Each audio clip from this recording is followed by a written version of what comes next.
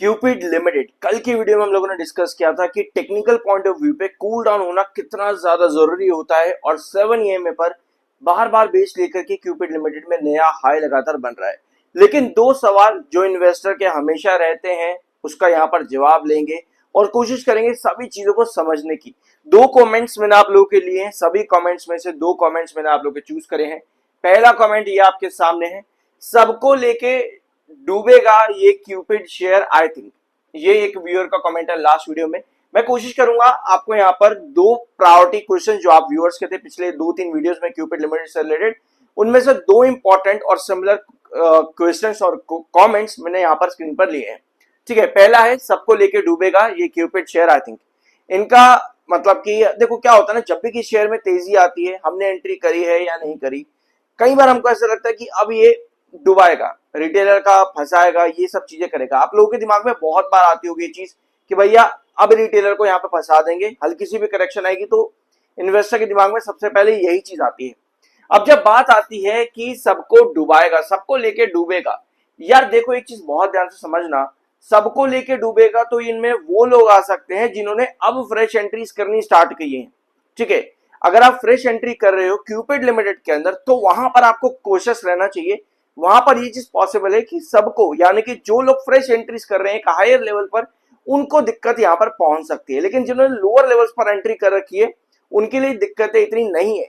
अब इसके बारे में भी समझना जरूरी है कि दिक्कतें क्यों नहीं है और क्यों जो आप फ्रेश एंट्री कर रहे हैं उसको कॉशियस रहना चाहिए।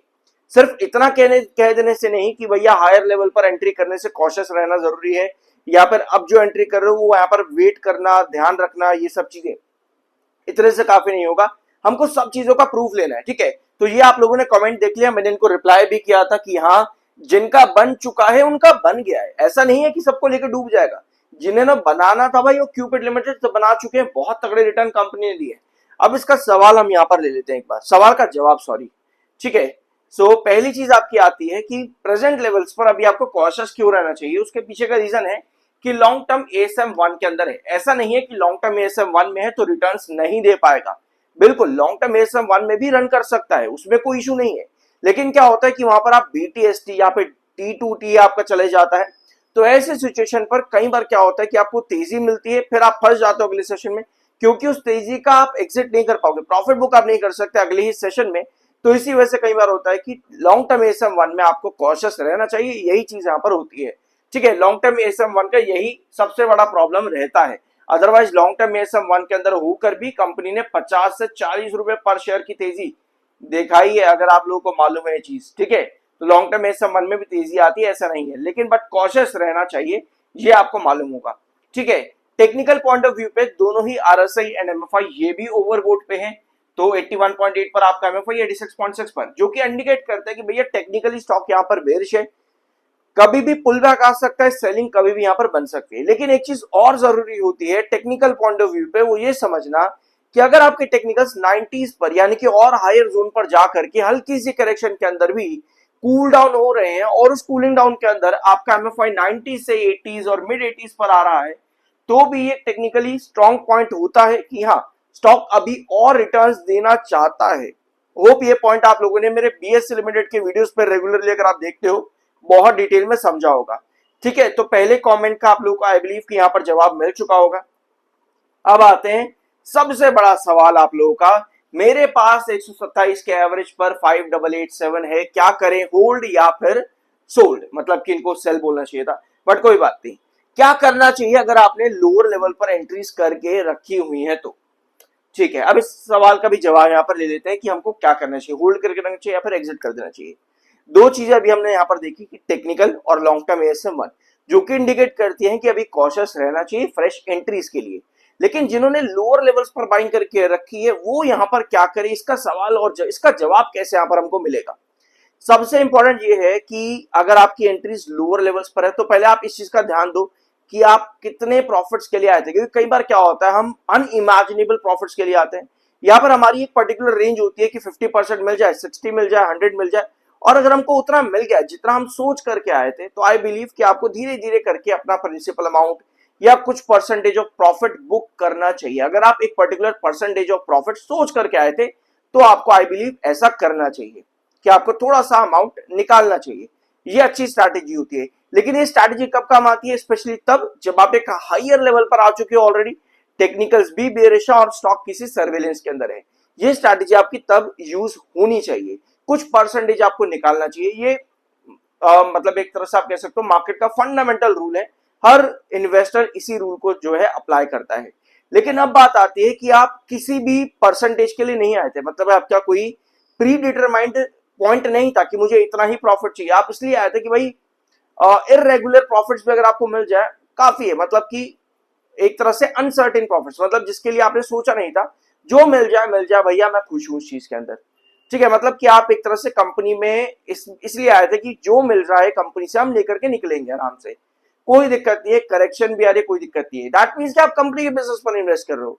एक पॉइंट ये वाला आ गया। तो ऐसी सिचुएशन पर अगर आप काम कर रहे हो तो आई बिलीव कि आप ऐसी सिचुएशन पे कंपनी के बिजनेस पर एंट्री करो तो ज्यादा बेटर है। दैट मीन्स अब इस पॉइंट को भी यहां पर समझ लेते, क्योंकि मुझे लगता है कि थोड़ा सा कंफ्यूज आप हो गए होगे इस वाले पॉइंट के अंदर, स्पेशली सॉल्यूशन। हम यहाँ पर सॉल्यूशंस ले रहे हैं, तो इस वाले सॉल्यूशन की जब हम बात करते हैं तो आपको कंपनी के बिजनेस पर काम करना है। दैट मींस कि अगर कंपनी आने वाले क्वार्टर्स में इसी तरह का ग्रोथ लगातार बढ़ा रही है, देखो 47, 91, 106, 116, दैट मींस कि आप फर्दर इसको कैरी कर सकते हो। अगर कंपनी अपने ये नंबर्स को इसी तरह से ग्रोथ के साथ लेकर के आगे बढ़े तो भी आप होल्ड करके चल सकते हो ऐसी सिचुएशन पे कि आपको कोई नहीं चाहिए, मतलब कि आपको ऐसा नहीं है कि जो मिल रहा है वो ले लूं। आप चाहते हो कि भैया अंदाजन कुछ भी मिल जाए, तो ऐसी सिचुएशन पर आप कंपनी के आगे बढ़ते हुए बिजनेस ग्रोथ पर काम कर सकते हो। कंपनी जिस तरह से आगे बढ़ती जाएगी आप भी उसके हिसाब से, लेकिन जैसे ही कंपनी का ग्रोथ डिक्लाइन जाता है, जैसे मान लो अभी 116% मार्च में था, जून में मान लेते कंपनी 105 या 100% के आसपास का ग्रोथ दे दे, तब आप कहते हो कि हाँ भैया अब ग्रोथ गिरा है, अब मुझे एग्जिट करना चाहिए, क्योंकि इस सिचुएशन पे कंपनी के फंडामेंटल्स पर बहुत बड़ा इंपैक्ट पड़ता है। ठीक है, तो इस तरीके से अगर आप इन दो सवालों के जवाब आपको आई होप मिल गए होंगे। अगर आप इस तरीके से काम करोगे तो आई बिलीव कि एक अच्छे इन्वेस्टर हम बन सकते हैं, रादर देन कि आप ऊपर के लेवल पर एंट्रीज करो और फिर बाद में अगर गिरावट आ जाए तो फिर हमको ये रोना पड़े कि भैया ऑपरेटर ने फंसा दिया, रिटेलर से माल खींचना पड़ेगा, ये वो। ठीक है, तो ये सब चीजें आपको पहले से समझ होनी चाहिए। ठीक है, आई होप कि इसके बाद आप अपने जो है डिसीजंस खुद से सही तरीके से ले पाओगे। सब्सक्राइब जरूर करना, आई एम NISM 7 सर्टिफाइड। ये है क्यूपिड लिमिटेड का चार्ट, और चार्ट पर एज इट इज जो हमने लास्ट वीडियोस में डिस्कस भी किया था कि 7 EMA पर बार बार बेस लेकर के ही क्यूपिड लिमिटेड बढ़ रहा है। ऑल्दो 182 रुपीज, ये जो मेरा एक बहुत बड़ा रिजेक्शन है क्यूपिड लिमिटेड में, लास्ट सेशन भी इसी रेंज के अंदर क्लोज हुआ है 182.61। तो जो भी नेक्स्ट ब्रेकआउट है वो इस रिजेक्शन को क्रॉस करके यानी कि तोड़ करके बनता है, जिसके बाद में 186 के आसपास हमारा नेक्स्ट टारगेट क्रिएट हो सकता है एज पर मार्केट मैथमेटिक्स। आप कह सकते हो इस चीज को, जो हमने पिछले वीडियोस में डिस्कस भी किया था प्रॉपर तरीके से, कि मार्केट के टारगेट्स किस तरीके से आगे कैरी करते हैं जब भी आप नए लेवल्स के लिए जा रहे होते हो। ठीक है, तो ये कुछ सिचुएशन इस समय क्यूपिड लिमिटेड की डेली टाइम फ्रेम पे, 1 आवर टाइम फ्रेम पर भी सिमिलर सिचुएशन बना रहा है। 17 EMA पर बार बार ड्रॉप करता है, वहां से वापस रिकवर करता है, फिर एक रेंज पर consolidation and then further breakout. But all दो पिछले अगर आप दो सेशंस के अंदर देखोगे तो आप लोग को नजर आएगा कि एक ही रेंज पर दूसरी बार आकर के टिका है, यानी कि 182 पर। तो देखते हैं 7 EMA के ऊपर है, आने वाले सेशंस में किस तरह से काम करता है। बट 182 अगर क्रॉस कर रहा है, सस्टेन कर रहा है अल्टीमेटली, तो 186 आपका नेक्स्ट पोजीशन यहां पर नजर आती है। कुछ नया जानने को मिला हो, वीडियो को लाइक शेयर जरूर करना। मिलता अगले वीडियो में।